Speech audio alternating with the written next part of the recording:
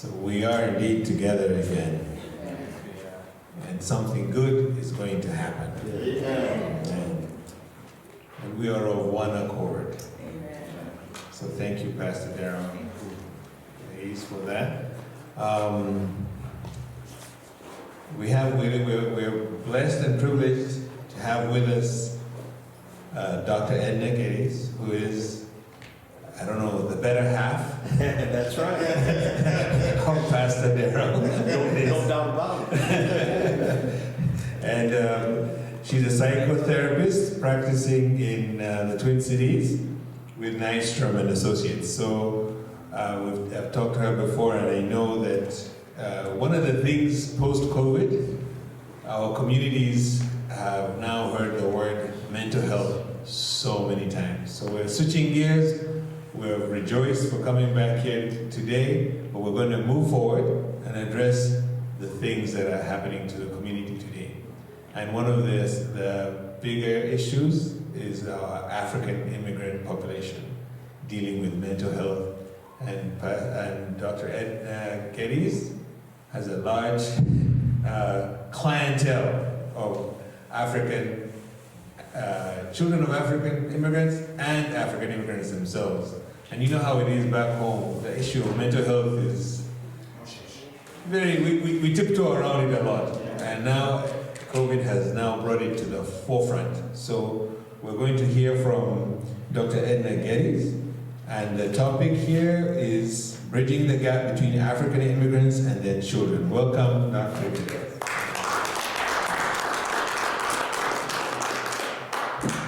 Thank you, Pastor Paul. It's such a privilege to be here with you guys, or all the adults in the room. I kind of feel like you're so far away. I always like to have an intimate setting. So if you can just come a little bit closer, just for those of you that are a little bit back. That's okay if you don't feel like moving though. Yeah, okay. Well, better yet, you all can stay. They're going to move me. You all stay. Yeah. They'll move. Wow. Okay, how about that? Thank you so much. Thank you so much. I appreciate that. I didn't know what to ask, who or me, you were. So thank you so much. Let's pray. The Bible talks about that I sought for a man or woman to stand in the gap. And we're in a day and age where we need to stand in the gap not only for the outside world, but also for our children and for what we're dealing with in the mental health community.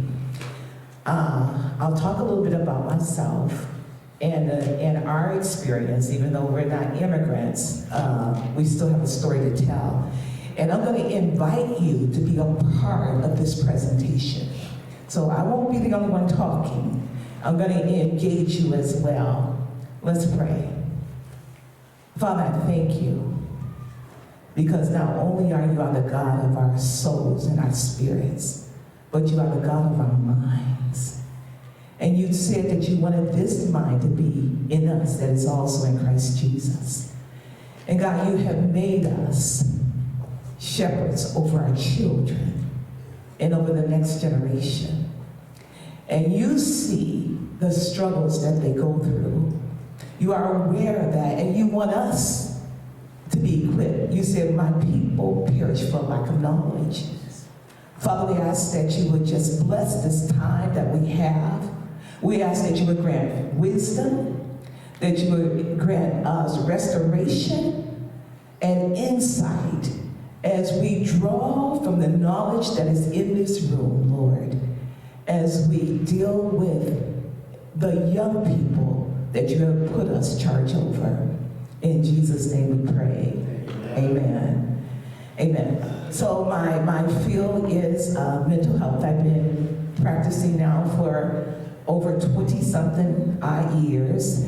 And part of my rationale for seeking out going into this profession was because I've been saved since I was 13. And raised in a household that had both loving parents and both parents that were extremely challenging. And so there were some skills that I learned in raising up that was helpful for then, but wasn't helpful for later. In addition to that, Pastor and I have raised 2 children on the south side of Chicago, predominantly black, like another culture, right? I think we moved to Minnesota when they was about 7 or 8 years old. And so they have this whole concept that is called the third culture kids. And those are the kids that you all are raising now, and to a certain extent that we had to raise as well, because on the south side of Chicago, you wouldn't see a white face anywhere. All the professions were black, and every place we went, the schools that they went to were black, African American. And so when we moved here to Minnesota, we moved into an all-white neighborhood and all-white culture. And we struggled because there was principles and processes and things that we was not prepared for and that we had to deal with. And at the same time of our struggle, I was also working as a assistant of a mental health therapist. And I observed as they went into our homes, the African American homes, and how they addressed our families. And then I would go back and see them conduct these consultation groups. And they would present our families before the white professionals. And many of the ways in which they described how we interacted was in pathology. They call what you all call community enmeshment. They're too connected.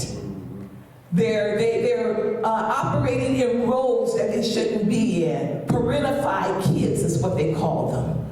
They're parentifying their children when the parents have to go off to work and the kids have to take on household responsibility. They name that as parentifying the kids.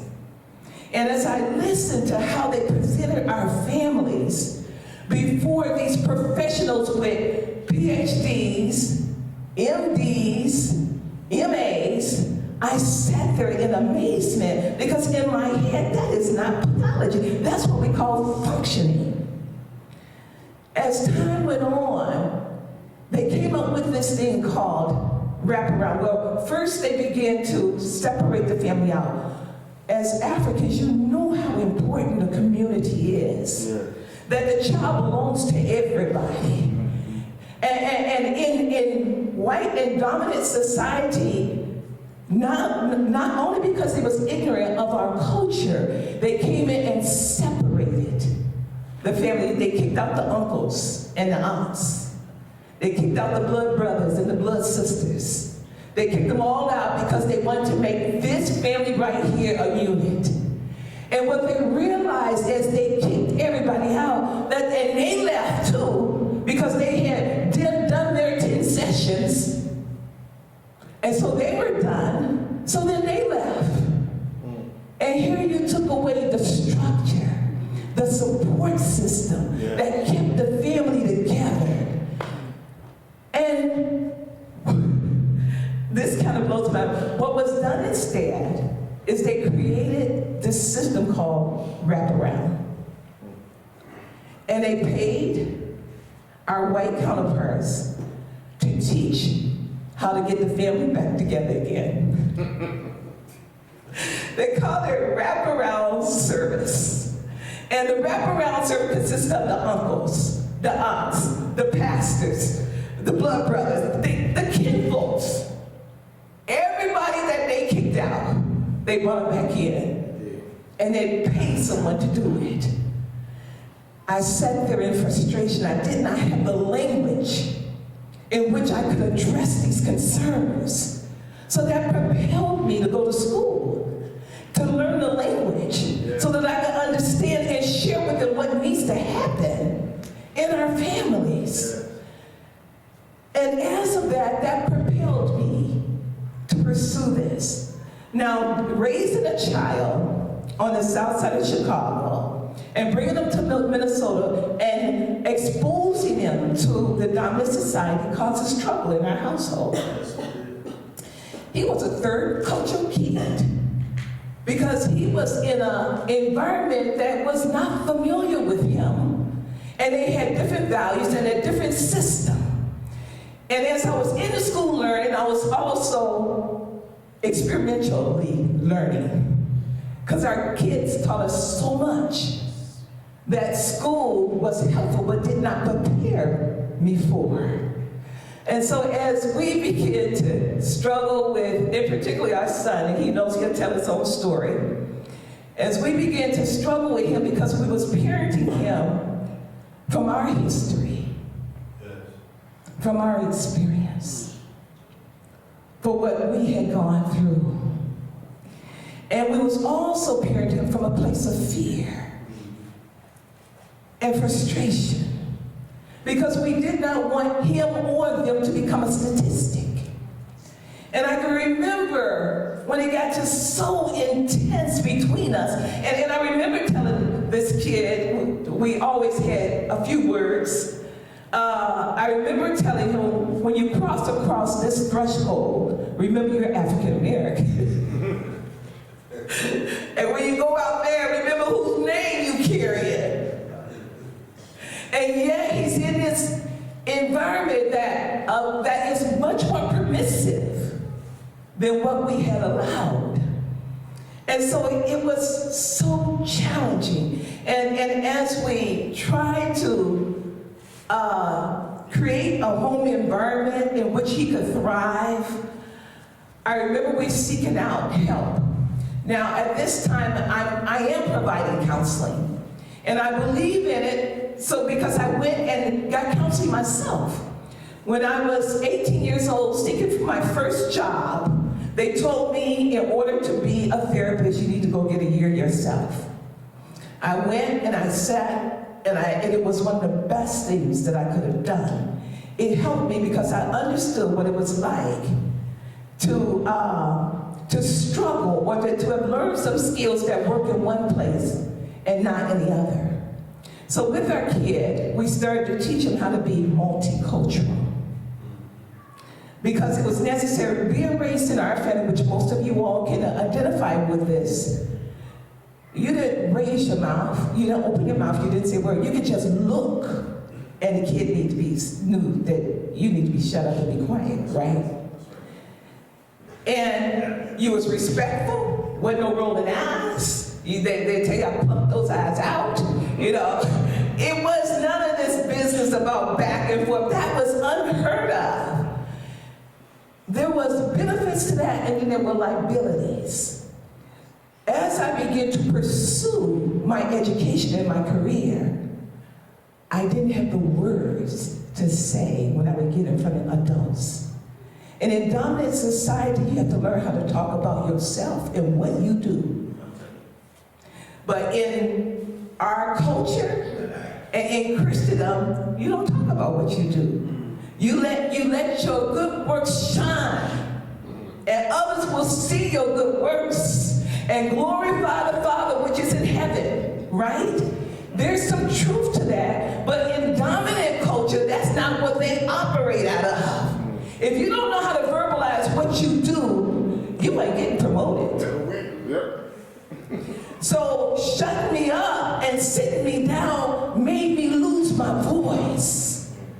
So I taught my kids that they can have a voice, but how you have your voice matters.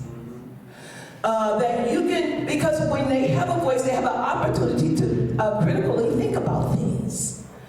So we had this process that we went through, and he wasn't the perfect kid, and I thank God for that because I learned a lot of it, but he's doing fine now. Yeah. Had all kinds of issues that he'd gone through in terms of racial discrimination, the way that he was treated in schools. That's a whole nother story, and maybe some of that will come up as we begin to talk and begin to interact with each other. What I have come to learn in my profession and in working with diverse populations, individuals of Hmong descent, Middle Eastern descent, and of African descent, is this third culture piece. The mental health around that, even within the Black community, was frowned upon. It's something that if what happens in this house stays in this house, you don't tell folks your business, And part of that was because our white counterparts took advantage of it.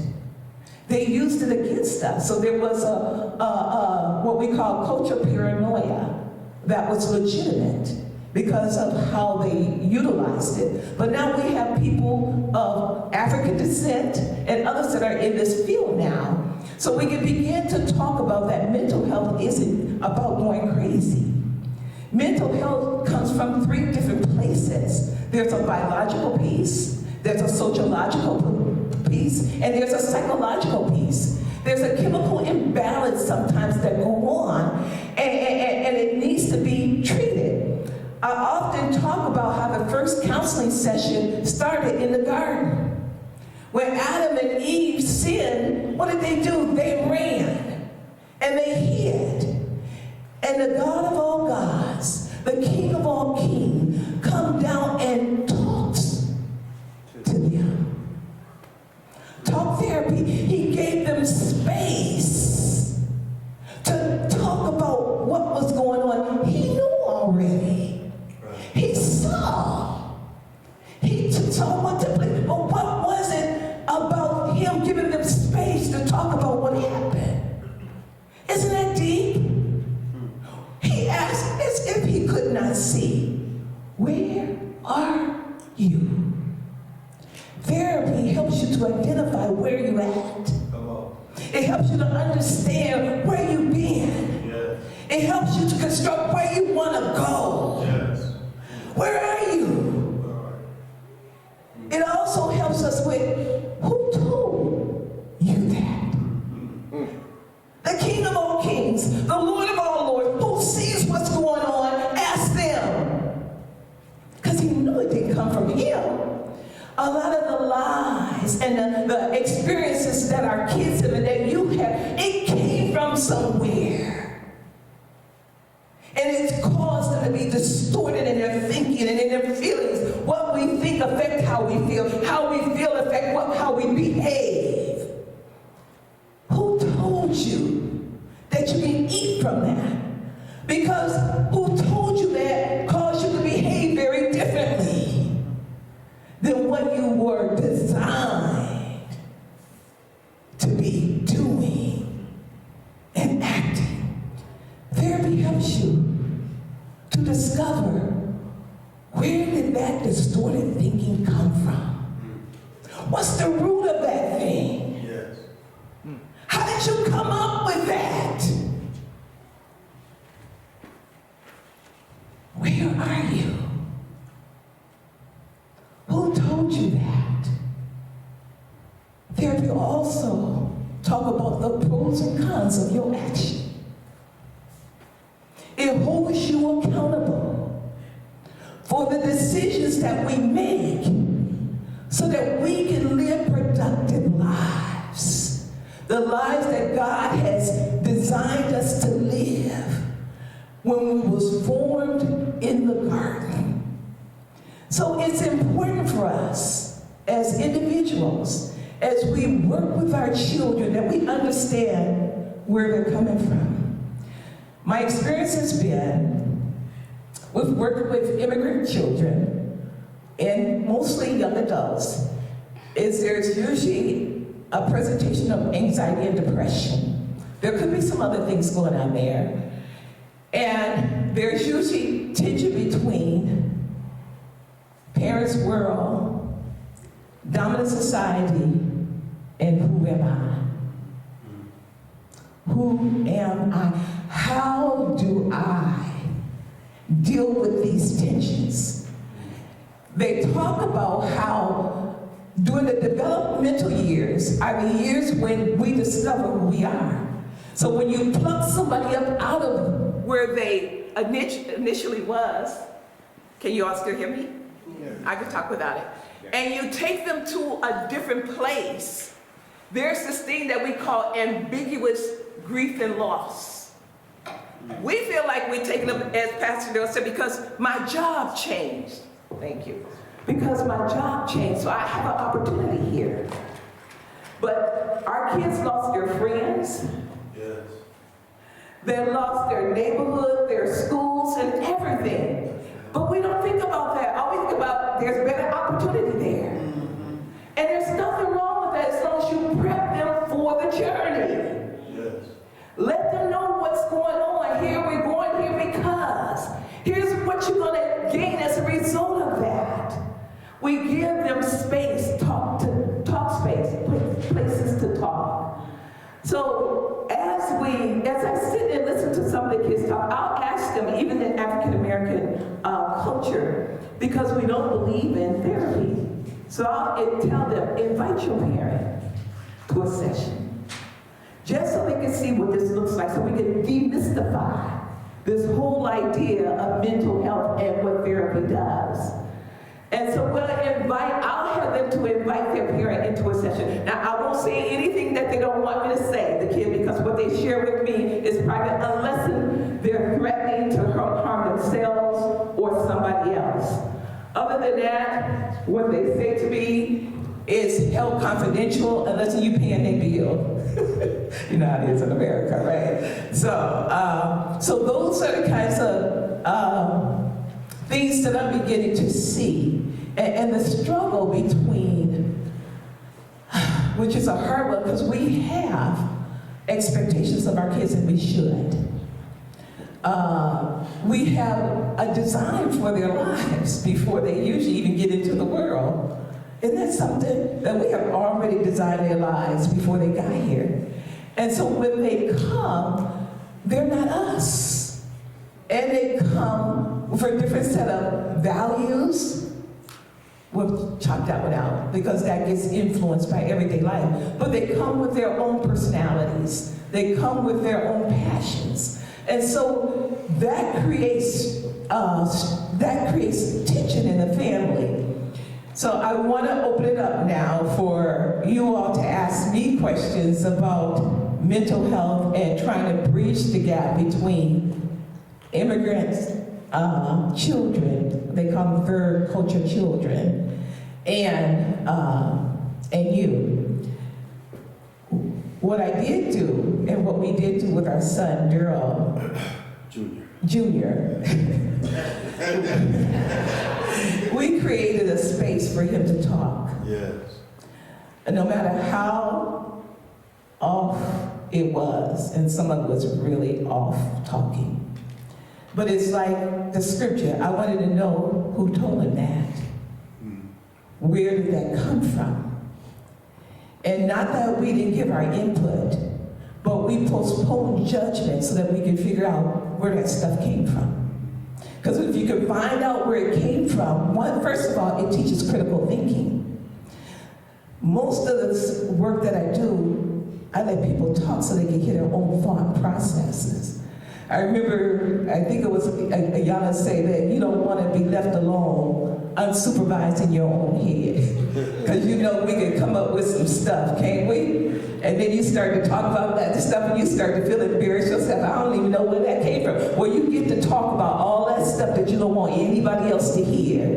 And then you get to think about it themselves, yourself, about where did I get that from? Why do I think like that? You know, so, okay, questions or comment or back there? Okay. So mental health does not mean that you're crazy. Wait, say it It again. doesn't mean mental health, it doesn't mean you're crazy. No. It doesn't mean, so where does the stigma come from? This is all new to us as Africans. Okay. Okay. Let me just finish my Go ahead. thoughts. Back home, everything is based on culture. You know what to do, what to expect. Don't speak back. Don't stare at the adult in the eye. So everything is just, and I say, oh, you're good kids, you're good kids. And the moment you see a child asks a question, you're like, oh, you're not well trained. Your parents did not raise you well because you ask questions. Then we fast forward, we're in America. Yeah. And I keep hearing mental health. Like, when did this happen? Where did this word come from? How long has it been here? Mental health, mental health, mental health. Then 2 weeks ago, a young kid, Pastor, I called you, asked me if you wanted to perform a funeral. Yeah. A 21-year-old, healthy otherwise, was going through stuff at home. Nobody noticed. He takes a gun and shoots himself. And he died. So my eyes opened like, whoa. My daughter calls me and said, Dad, we got to talk about something. Are you willing to listen? I said, yes. I closed my office for the first time. I shut down my business for the day for the first time. Just so I can listen to her. So please explain to me, why is there so much stigma attached to it in America? Even though Americans know about mental health. Where we come from is taboo. Well, mental health has been a taboo throughout centuries. And even dominant society has beginning to grow, but they grew a lot quicker because they had access to services, right? Within the African community and the African American community, there's a big emphasis on spiritual things. And there are scriptures there are biblical scriptures where the lunatic was possessed. And he came to Jesus and he cast out the demon. And a lot of our principles emerge out of those types of scripture. But it didn't give space for the times where Jesus spoke to people. And the healing was as they went. Or the stigma comes from how we've been raised. Or some of the other religions out there that do practice, witchcrafts and things of that nature, other spirits, So then we can connect with, but it's more difficult for us to connect with the chemical imbalance in the brain. What science and medicine has learned, neuroscience and medicine has learned that as God has given us wisdom to treat different diseases, cancer and diabetes and things of that nature, we have led behind when it came down to mental health issues. But there's a great body of research that's out there now that is addressing what are the chemical imbalance in the brain that brings about mental disorders.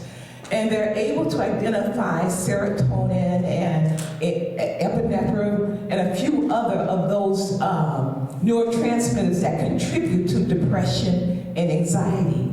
So it isn't that it just showed up, it's just that we wasn't given permission to talk about it. I did a research in my master's level, and I talked about the church and mental health, the church and black pastors, because we were seeing a whole lot of people dance and shout, and they go home and they depress us all get out. There's one story that I shared in there that talked about this woman who came up, she danced and shouted and went back home and committed suicide. And my question was, where is the church? Why have we missed this?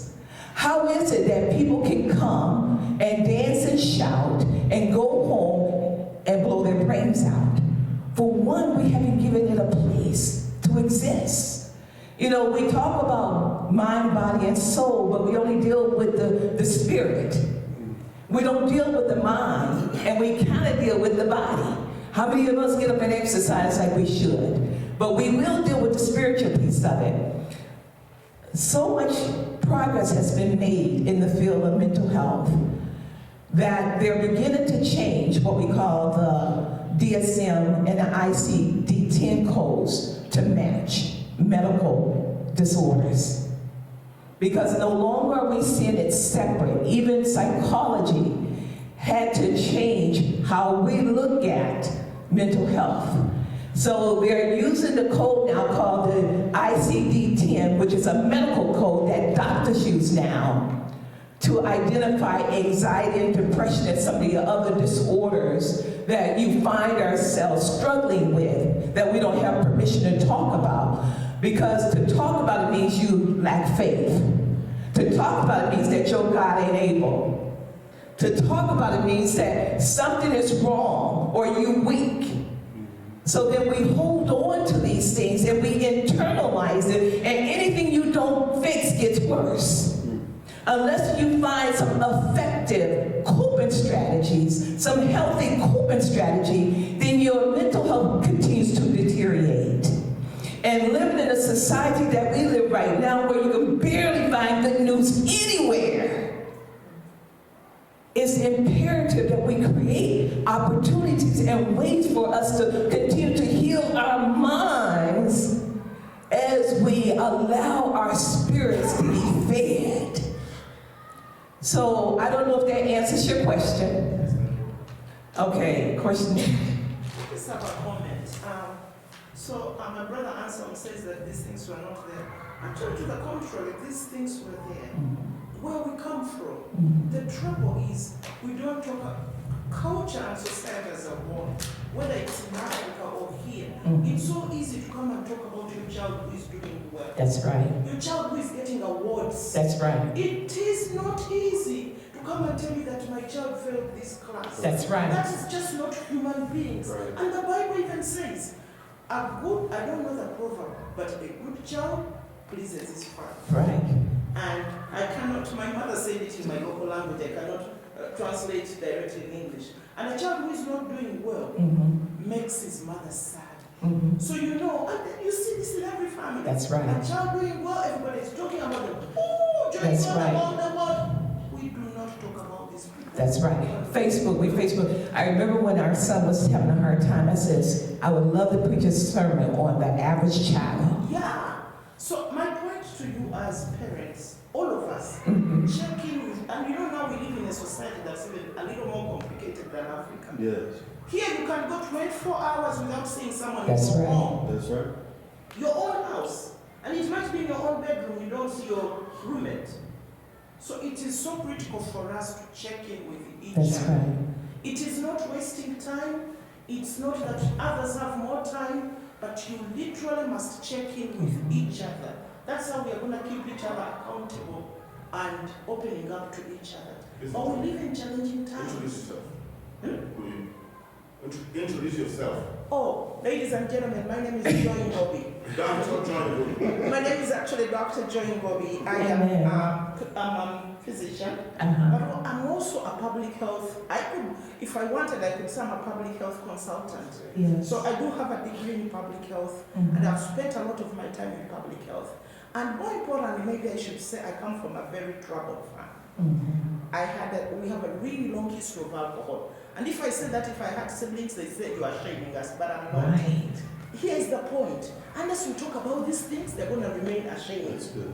So because of my history, I've taken so much time, spent so much time analyzing my own family history and my village history and everybody's that I associate with, because this is how we are going to rectify what is wrong.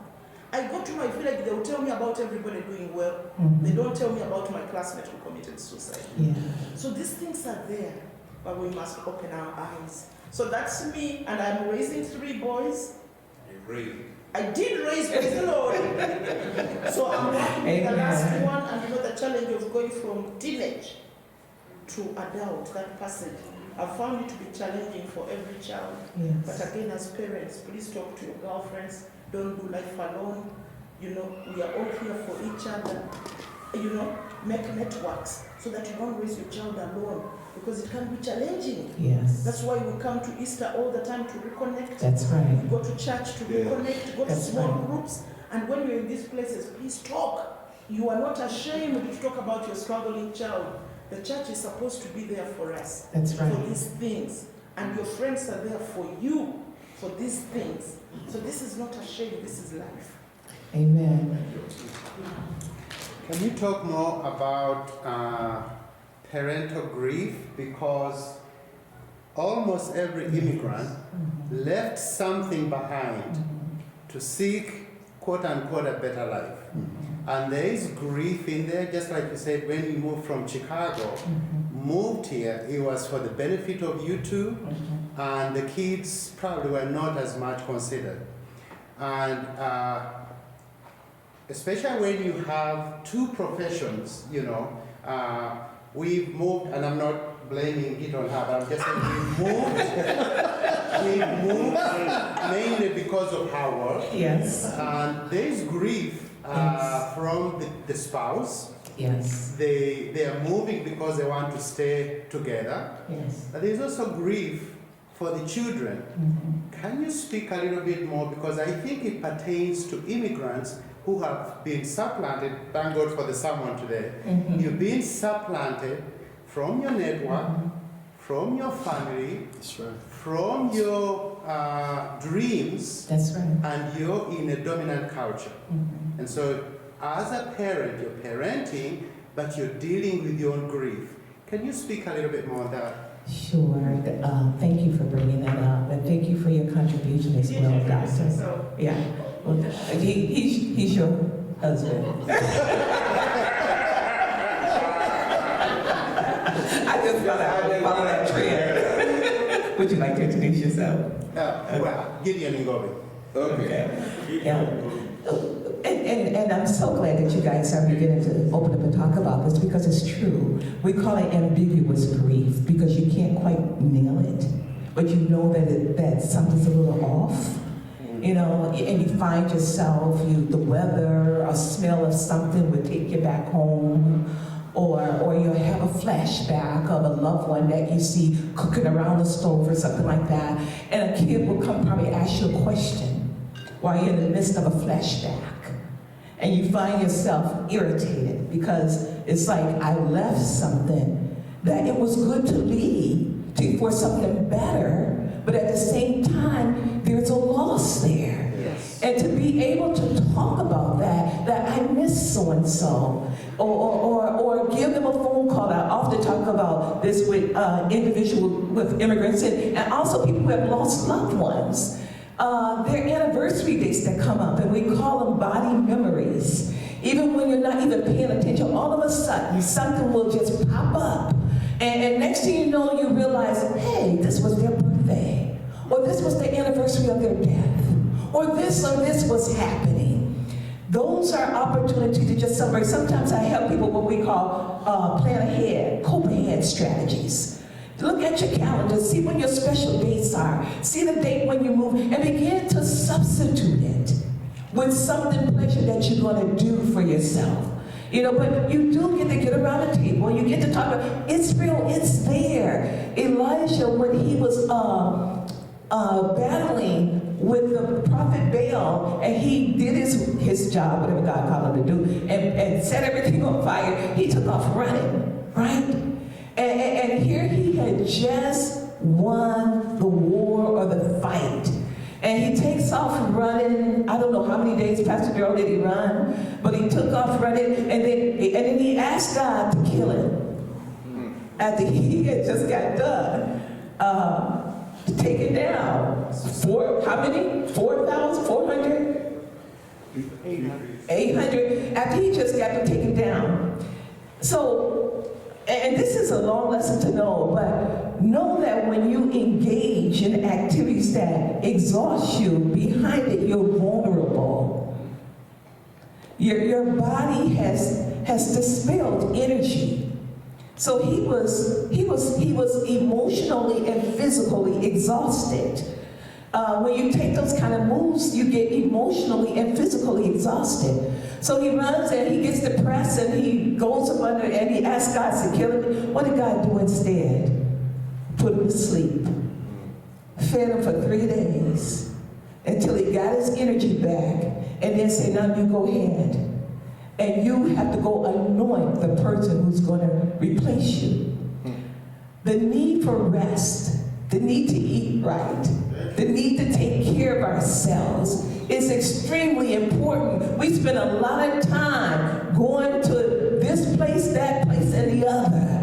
And we're running ourselves ragged, and it makes us vulnerable, and then we start to grieve even more.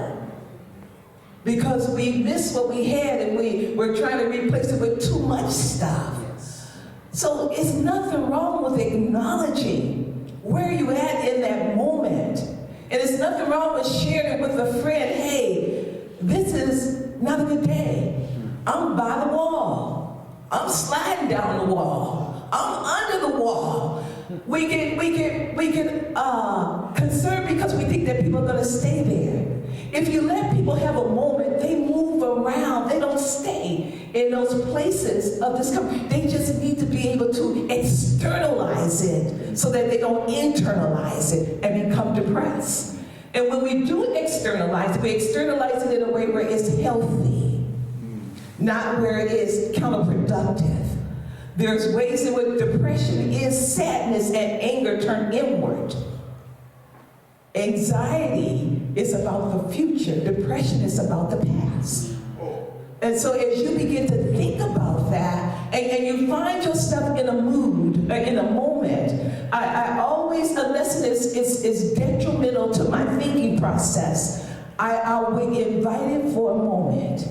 Because feelings come to tell you something. What is this feeling about? Do it need to stay or do I need to rebuke it? Do I need to get some information from you? Because it could be saying, I'm exhausted, I'm tired, you need to go to bed. You don't need to take another phone call, answer another email. You just need to take a break and say, hey, I'm not available right now. That's a whole nother lesson on a whole nother time to question here and a question there. Good morning, everybody. So, sorry, I won't be able to talk so loud. My name is Esther. So I have a couple of things that I want to talk about here. Yeah, truly mental health is, I think everybody have a little bit of mental health. It all depends on how we deal with it, our coping skills. Oh. You know what I'm talking about? I think it depends on how we're able to handle it.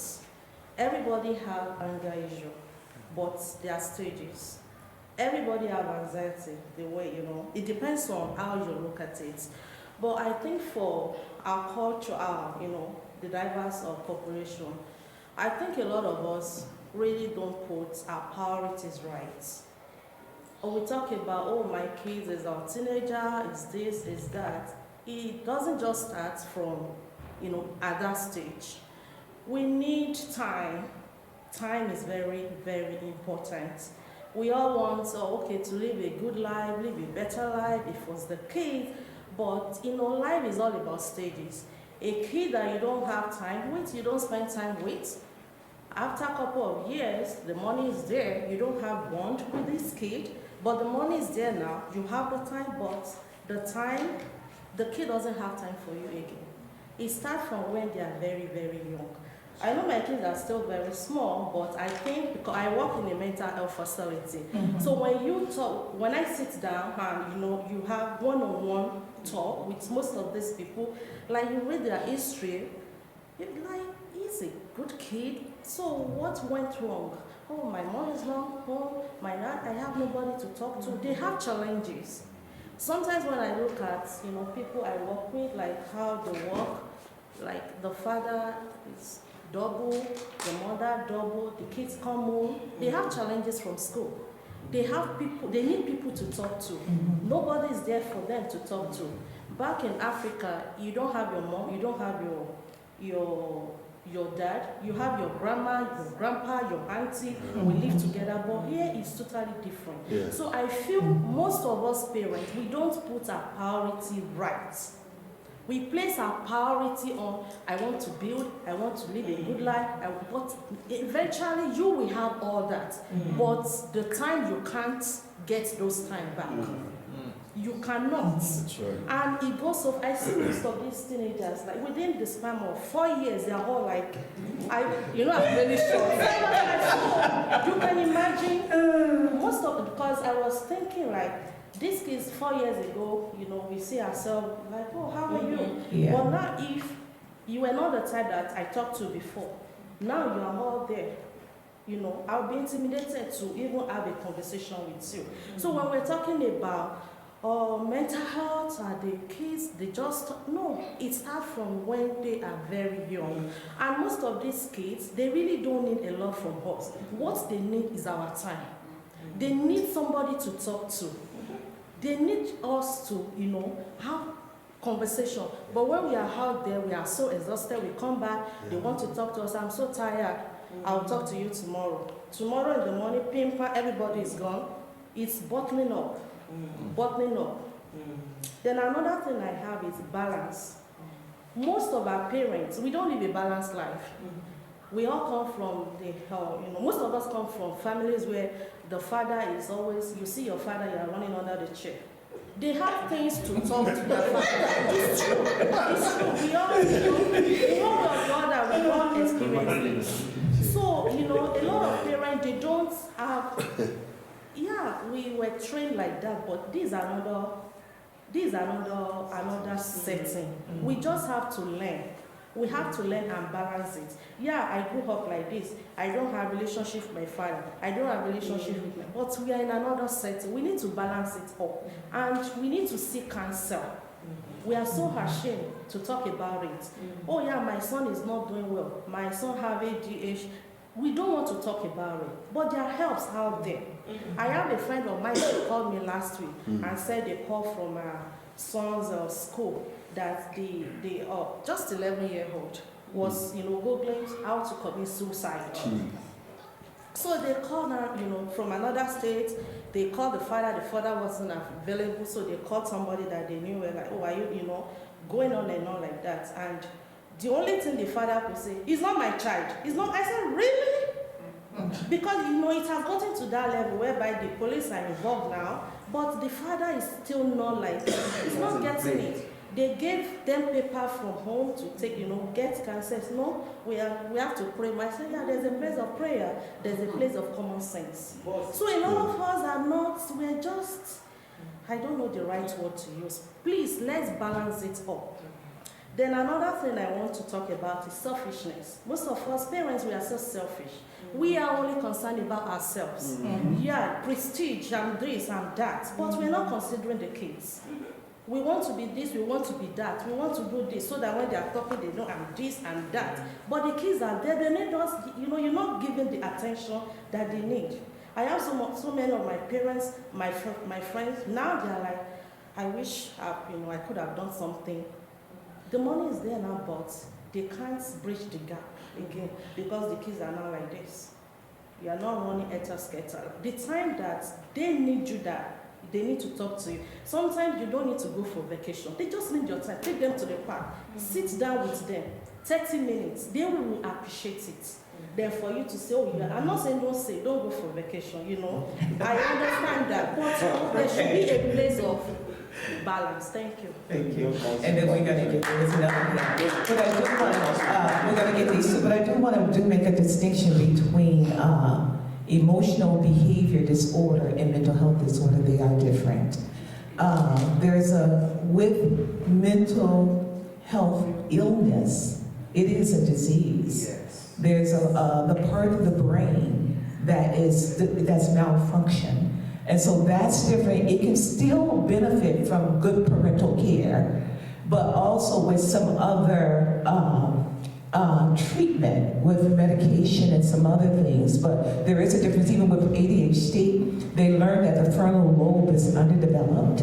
And so the kids tend to be extremely impulsive. So it isn't just that they're being disobedient, and they still need structure, and they still need their parents, they still need every balance and everything that you said. So there is a difference, though, between, and like you said, we all are on the spectrum. It's a matter of how dysfunctional you are. Is it impacting your work? Is it impacting your relationships? Is it impacting within the community as well? So our sister here, Brother Paul, and this sister here. Hello, my name is Moji. I just want to talk about how we can balance faith and reality. Yes. Sometimes with so much, everything is just pray until something happens. And we forgot that prayer is good. There's a place for prayer and there's a place for medicine. Because some people are that if something is wrong with them, instead for them to catch it right away at the beginning, they will have the holy water, they have the candle, they will have people fasting. In Nigeria they call it, like you fast 24 hours, you don't eat, you don't drink. I mean, all those things are good. But then when you forget to take a step further, catch it right away. If something is wrong, seek advice. Go to the doctor. Don't be ashamed. Because some of, we come, we all of us, we grew up where you don't talk about mental illness. If anything, they say, oh, no. People will even run away from you. The neighborhood, they all know he's crazy. They'll run away from you. But we're in a different setting. We're in a different culture. So we should be able to, something is wrong, you stress out, like you said, take time to relax. Take a break. Don't work double until you break down. Because some of us, So you double out, huh? some of us, that's how it is. You just want to make that money, but that money is nothing. So we need to be able to separate faith. It's time to pray. It's good to pray. It's good to fast. But it's good to take medicine too if something is wrong with you. And with the people that have kids, my husband and I, we raise 4 adult kids. We have 6 grandchildren right now. I tell them, when they're little like this, enjoy them. Because the time is coming, we'll be empty nester. We just look around and say, where did the time go? But if you don't take care of them when they're little, you're waiting for until they go to school, something is wrong by then, and you won't be able to correct it. And when they mingle with their friends, and this is the age of digital now. They can have that phone, and before you blink your eyes, they go around the world. So you need to check in with them too. You need to pay attention to them. Amen. And pay attention to yourself too. Amen. In support of you, answer, you say the same thing. Go ahead, Brother Paul. So, just a quick experience, basically. So at a certain point, we have 4 kids, and we decided that we were going to take them to Uganda so that they could experience life there. And my wife at that time was doing like beads for Africa, like fair trade. And so the thing is, she closed that part, and we took them. I think the oldest was 12, maybe 11, all the way down to like 5, and they lived in Uganda. They experienced all that. It was all good. And then they were coming from a Christian school here, and they went to Uganda. They went into a Christian school there, and a little bit of homeschooling. And then now, when they were coming back, we made a conscious decision to put them into public school. So the culture shock was going to be triple, everything. And so when they came into public school, it was a shock to them. They couldn't believe the words that were being said. Yeah. They couldn't believe the behavior. And then they had all the issues because one was in 8th grade and she's coming in the middle of the year. So the cliques, so she had to sit alone in the lunchroom. All these things that sometimes our kids experience without us actually asking and finding out. So what we established was during dinner, our dinner table was a free and open space. Yes. So me and my wife would just keep quiet, and they would all speak. And they would cry, and they would speak, and we would not respond. We let them come out with everything. And it took years. My daughter now, you see her, but she wrote a poem. She likes to write stuff. She wrote a poem about the brown table, because that was the color of that dining table. She wrote, because it is in listening, that they were able to overcome. We didn't have to do much. I mean, now the child on the bus smokes weed. I mean, what am I going to do about that? But because they felt free to speak, they would tell us everything. All the way to the racial stuff that they were experiencing in school, and around that time, Ebola had come. So I think the youngest one was in, 2nd, 3rd grade, and a kid came. My dad told me not to play with you because you have Ebola, which is very, very traumatic. Yes, it is. Very traumatic. And I was impressed actually that the principal took it seriously. But the issue is that the listening part is priceless. And as you said, most of your clients are young adults. But what our sister Esther was talking about is when they're in elementary school. Because if we don't listen, if they don't feel that the one place they can run to is to you, then who are they running to? And I think, and the thing about it is, if we, so in a sense, we come with our different cultures from Africa, but we have to give them up and be different. We have to be able to listen. And I have found that even my clientele are children. So I work on kids all day long, and I will come back to kids. So, but when you sit with a kid, I mean, they're scared of the dentist, you know, and all that kind of thing. My idea was always sit down. So I would sit down.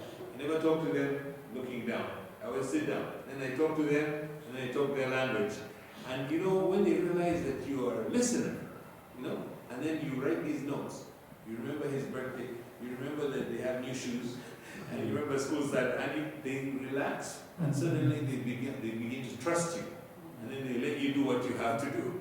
You know, and I think so that the biggest thing with us is now that we're in this situation, most of our dads were different, and the dads here sitting in this room are different. Yeah.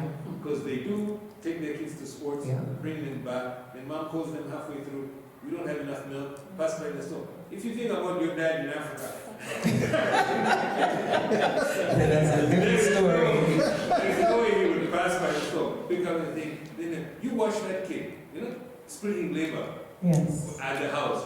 So we should appreciate the fact that the role is different. And so even to the kids, they need to be in college, experiencing depression, pick up the phone and call you. Yes. And that is where you know you're winning. Because otherwise it's hard. So I think the thing about listening was a great experience for us Yes. in that transition back. And that's huge. The gift, I call it the gift of listening. And listening has what we call the art of listening or active listening. And when you are listening, it requires 3 or 4 things, that components that go with it. I usually let them talk, then I tell them what I heard. You know, here's what I hear you saying. Then I want to understand how you got there. And then I tell them, you can give them feedback about everything, but you want to get them to be thinking critically, but listening is a huge part of it. I don't do kids. I had some kids in my office the other day, and I had to refer back. I used to do kids back when I was doing in-home family therapy, and I had to draw on that skill set. So when it came in, I started with, I bet I can guess what your favorite color is. I bet I can guess what your favorite meal is. I bet I can guess what your favorite TV show. Because that engages them, and it pulls them down, and then they begin to talk. So yes, you do want to engage the kids differently. I saw a hand back here. Praise the Lord. Amen. I want to agree with what my sister said, but I think it's more complicated than that. I think what we need to do is to find resources for new immigrants who are coming here. Because when you are moving from a country to another country, you face a lot of challenges. I want to use myself as an example. When we came here 21 years ago, my first son was 11 years old. With 2 other kids, there are 3 of them. Myself and my wife would go to work, made the 11-year-old to take care of the 2 of his 2 brothers and sisters. Sometimes we work overnight, we work during the day, and he will be home alone to take care of those ones. He will cook, he will do everything. We didn't get any help from anywhere. We had to survive, we had to pay our bills and all those stuff. So when you look at that, how do you want to cope having time for your children, and at the same time, you want to get established in a new society where you just find yourself? Many parents want to spend time with their children. But the challenges of this new society where they find themselves, they will not afford to find the time for the children. But now when they find the time, like she said, the children have outgrown their usefulness. It's like, okay, I have my friends. They're usefulness, so Yeah. I don't need you. And the time you want to spend time with them, they already have their friends that they want to talk to. Even when you get there, they look like you like, what are you doing here? to your point. How can we, like, the day we came here, the day we arrived in the United States, we set up a living room, a TV that was donated, a chair that was donated. My kids were excited that we were leaving Nigeria, they were coming to America. We were doing well in Nigeria before we left. So the third day, after we got to America, they looked at the environment, they compared it to where they were coming from, and they asked me, Dad, when are we going back home? The excitement was gone because they thought this place was supposed to be better than where they were coming from. I tried to explain to them that we are starting all over again. This is a new environment that we have to start all over again. But they couldn't understand. So after they graduated, now they were telling us the challenges they faced when they came. And we were not there for them to explain to them. So we were trying to explain to them that, well, we understand your challenges. We also had our own challenges when we came. I was telling them. What they don't recognize the experience. Right. Yeah. But they like, you guys are the adults. Y'all brought us here. I was telling my son, I said, you have a daughter. I said, when you go to work now, you come and drop your daughter with us. That's good. I said, we didn't have that opportunity. Yes. We couldn't drop you with anybody. Yeah, nobody did drop. That's right. I said, That's now, right. if your daughter is now complaining, maybe when she grow a little bit older, I said, Dad, you drop me off every morning, you go for 8 hours. And I said, at a point in time, I expect her to understand that, okay, my father has to go to work. I cannot go with him to work. He has to drop me somewhere. I said, now you guys suppose, even if you were hungry that time, by now, you're supposed to understand the challenge that we face. But, you know, so what I'm saying is, how can we find resources for new immigrants, for them to be able to cope? Because if there are no resources for them, we're going to be repeating the same thing. That's good. Yeah. Well, that's good. We're Wrapping it up. Okay, one more and then we're going to end it. I think, thank you, Dr. Musha. Oh, praise God. Hallelujah. I think this is what you said. That's where we come in. Amen. I can understand your pain. She may not understand your pain. Because our kids were born here. Yes. And all the family are here too. Yeah. But you don't have people to drop the kids. Yeah. First generation. Yeah, and so you go to work, maybe you are doing night and your wife is doing morning. You meet yourself at the bus stop. And then you still have to take care of the kid, you have to pay your accommodation. So the challenges are different.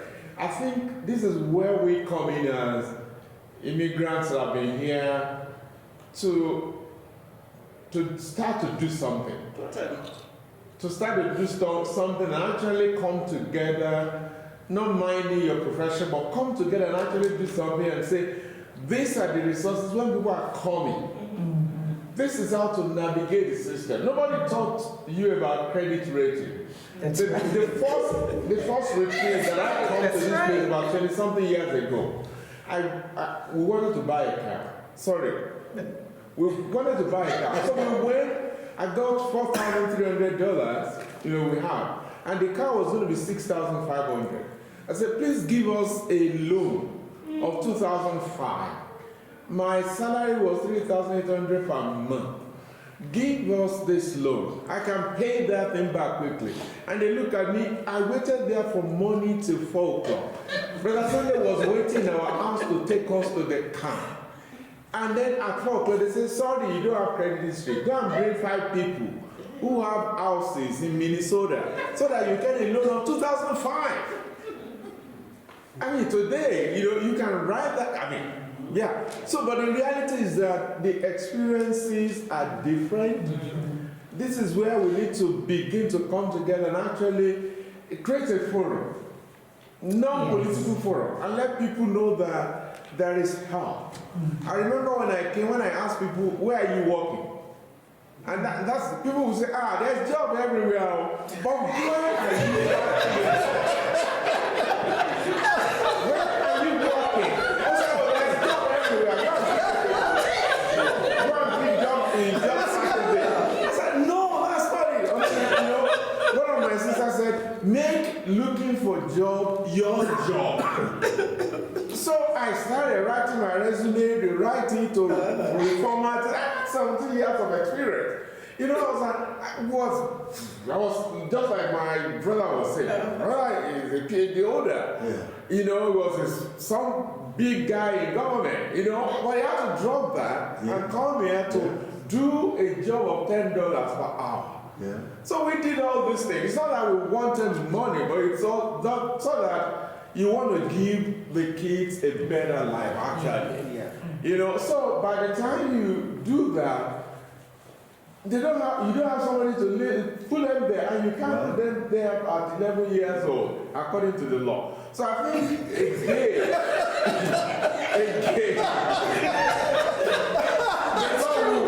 if you're not careful, somebody will call them and say, hey, there's an 11-year-old taking care of 2 people.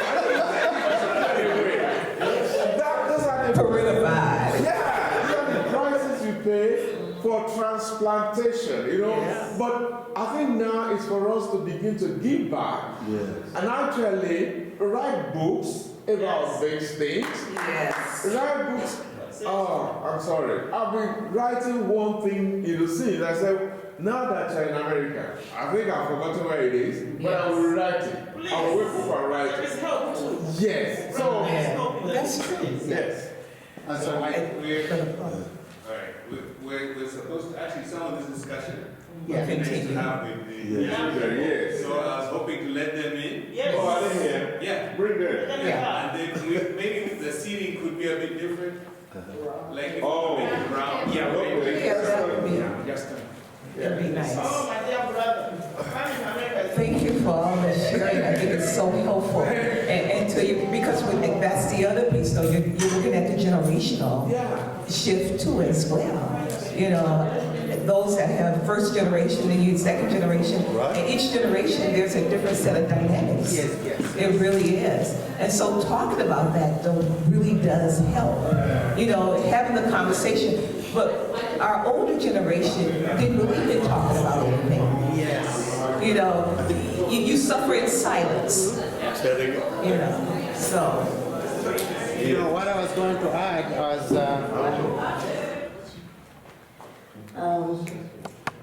I think the biggest challenge for the parents raising this generation for me is finding the balance between allowing the children to have their voice and to still be respectful.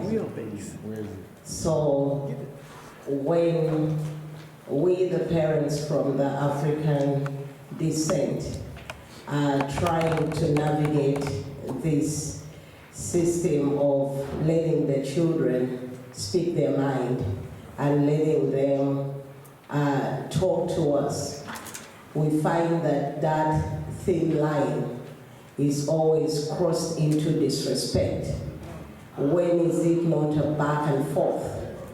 When is it okay for a parent to just talk to you about the shortcomings or advise you on things that are not going okay before it's a back and forth or a power struggle? Because we are willing to give the space for you to listen, for us to listen and to learn from you. But we are also challenged that once we give that space, there is no taking it back. We give you a mile, a yard, and you take a mile, and that becomes a challenge because we don't want to offend you, so that you start shutting down and not coming to us. But we also want to feel heard, that you can listen when we are talking from point of experience, or when we are guiding you on things that we feel are not going okay. The challenge always is, how do we find that balance?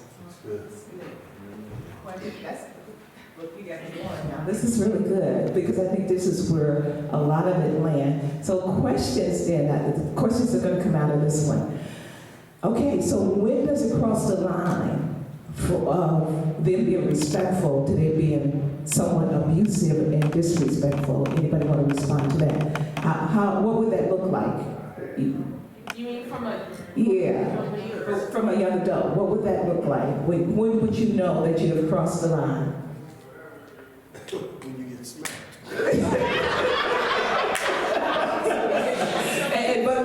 And that's what we want to interrupt. We want to interrupt before it gets to the physical.